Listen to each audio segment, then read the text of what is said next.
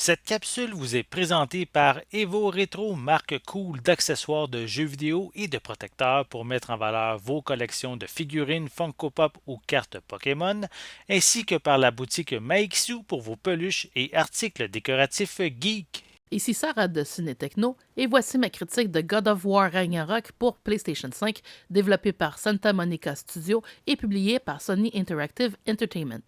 Le jeu est disponible à compter du 9 novembre 2022 et on pourra également le retrouver sur PlayStation 4. 3 ans se sont déroulés depuis les événements du jeu God of War précédent. Kratos et son fils Atreus, maintenant adolescents, doivent faire face au plan de vengeance d'Odin et de son fils Thor.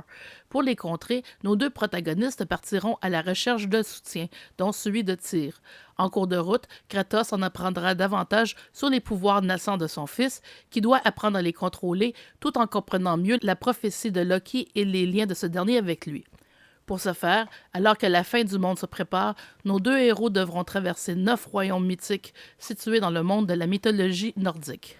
Ce nouvel opus de God of War est tout simplement magnifique. Sur PS5, on s'émerveille sur les décors hivernaux tout en combattant des ennemis de tout acabit et les personnages sont si détaillés qu'on pourrait pratiquement toucher la fourrure des loups et autres bêtes.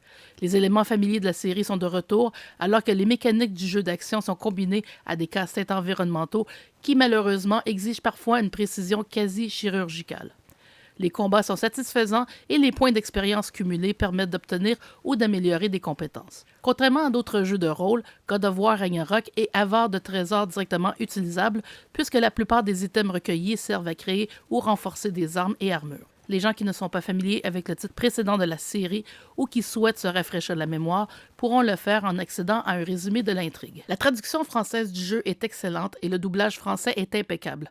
Comme par le passé, on retrouve des séquences un peu plus humoristiques, notamment lors des interactions avec la tête de Mimir qui reprend du service comme conseiller de Kratos. Les dialogues entre Kratos et Atreus sont plus intéressants que dans le jeu précédent puisque le jeune ado répond plus spontanément à son père comme bien des ados par ailleurs. Le jeu est très stable sur PS5 et le chargement des ondes se fait de manière transparente en faisant passer nos protagonistes par des chemins isolés qui mènent à une porte vers la nouvelle section. Une fois la nouvelle zone chargée, le jeu roule comme sur des roulettes. Comme dans d'autres jeux PS5, on a l'option entre un mode haute résolution et un mode performant. On retrouve dans les menus une longue liste d'éléments à compléter pour tout recueillir, comme le nombre de trésors contenus dans la zone.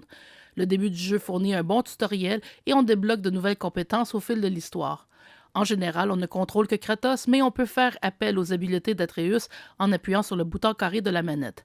C'est particulièrement utile lorsque plusieurs ennemis se retrouvent en même temps à l'écran ou qu'un monstre se trouve à un endroit hors de la portée de Kratos, même si ce dernier peut lancer sa hache pour atteindre des cibles distantes. Même si les vétérans de God of War se trouveront en terrain connu, Ragnarok ajoute de nouveaux éléments à l'intrigue et ses mécaniques de jeu demeurent du solide. Les 2 ans d'attente depuis l'annonce initiale en septembre 2020 ont valu la peine et il s'agit d'un titre qui justifie nettement l'achat à plein prix du jeu. God of War Ragnarok pour PlayStation 5 obtient la note de 9.5 sur 10. Merci d'avoir été à l'écoute.